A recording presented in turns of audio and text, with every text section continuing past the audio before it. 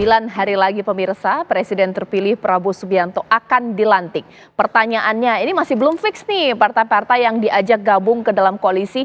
Mereka adalah partai politik yang bukan mendukung Prabowo Gibran dalam pemilu 2024. Tadi informasi Anda saksikan udah ada kode-kode nih, baik untuk PKB bahkan juga untuk PDIP. Apakah gayung bersambut dengan kode-kode ini? Langsung saja saya akan mulai dialog Apa Kabar Indonesia Malam di Studio TV One. Mas Adi Praitno, pengamat politik kita sudah hadir. Assalamualaikum warahmatullahi wabarakatuh, Mas Adi Prai. Waalaikumsalam. Ya, saya akan menyapa narasumber saya yang tersambung lewat sambungan Zoom, mulai dari Bang Dhanil Anzar Simajuntak mewakili Pak Prabowo Subianto, dan saya masih menunggu komunikasi saya dengan Bang Daniel Johan ternyata sudah ada, dan juga Mas Ciko Hakim dari PDIP sudah ada juga. Saya pertama kali ingin ke Bang Daniel. Bang Daniel, apa sih sebenarnya maksud Pak Prabowo Subianto menganalogikan, Bang Daniel, menganalogikan dasi yang kita anggap itu merupakan afiliasi untuk partai politik mulai dari PKB bahkan juga PDIP. Benar atau benar ini Bang Daniel?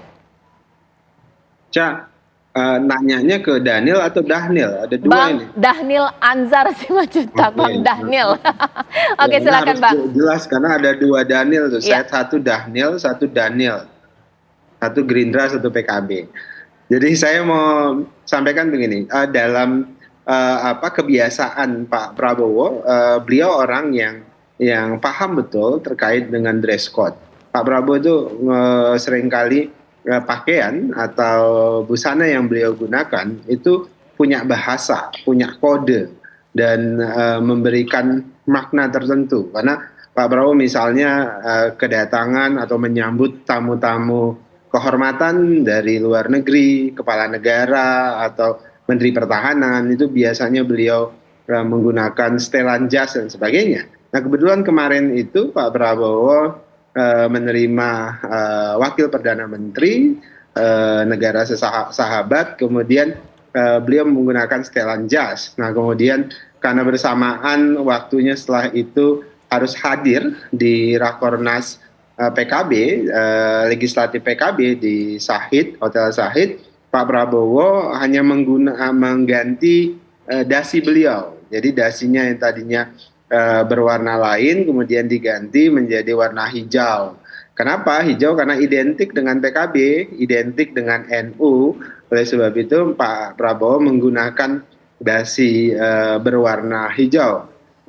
Warna hijau itu kesannya kan positif, pesannya itu bijaksana, pesannya itu mempersatukan. Nah, oleh sebab itulah kemudian Pak Prabowo untuk menghormati teman-teman PKB, untuk menghormati Gus Muhaimin dan kawan-kawan dari seluruh Indonesia, anggota legislatif PKB dari seluruh Indonesia, Pak Prabowo menggunakan dasi hijau. Nah, kebetulan juga Pak Prabowo berseloroh kalau nanti beliau diundang PDIP untuk menghormati PDIP, untuk menghormati Ibu Megawati, ya beliau juga akan menggunakan dasi merah. Pun demikian kalau diundang partai-partai yang lain. Kira-kira itu hal simbolik yang menunjukkan respect, penghormatan Pak Prabowo terhadap si pengundang. Kira-kira begitu, Cak. Oke, itu kan untuk PKB. Kalau untuk PDIP bagaimana Bang Dhanil? Bang Dhanil, boleh. Bisa jadi kalau nanti diundang oleh Bang Ciko dan kawan-kawan, Pak Prabowo akan menggunakan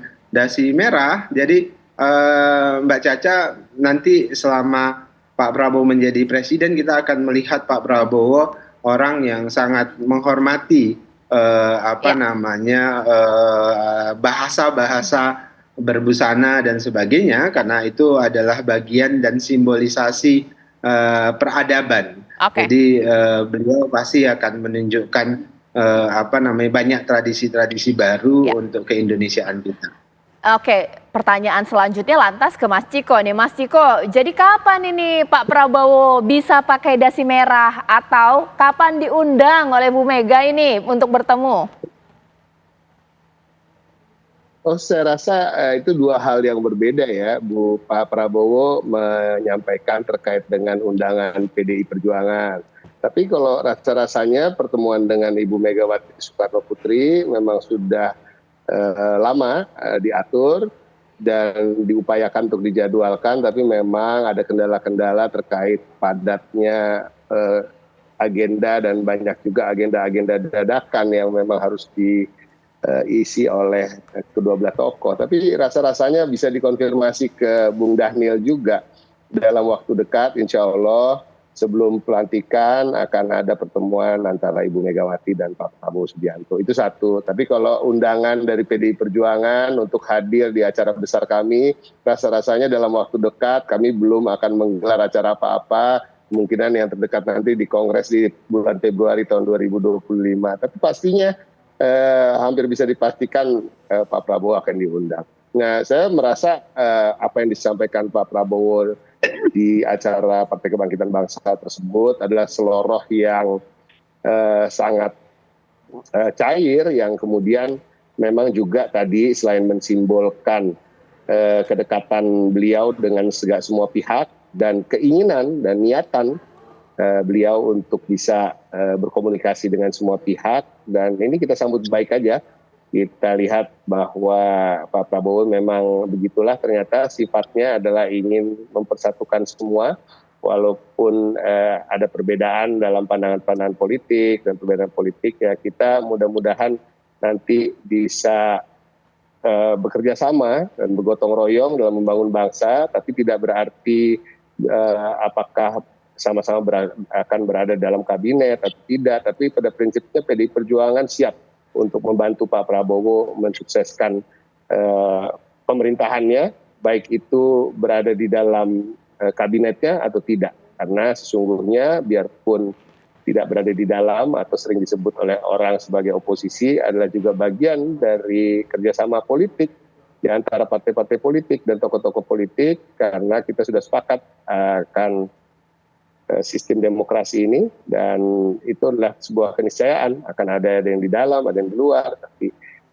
kemudian apabila kami memilih untuk ada di dalam, tentunya harus diajak dulu ya, karena PDI Perjuangan tidak akan menyodorkan diri sebelum diajak. Nah itu nanti biarlah itu menjadi pembicaraan khusus antara Pak Prabowo dan Ibu Megawati. Oke, Mas Adi Pray boleh tanggapi, ini politik simbolisasi ya yang kemudian menjadi jurus dari Pak Prabowo. Apa sih maksudnya? Apakah menjawab keraguan dari masyarakat bahwa siapa-siapa saja sih partai yang bukan partai koalisi kemudian diajak bergabung, ataukah juga untuk partai politik yang masih menimbang untuk bertemu atau bergabung dengan Pak Prabowo?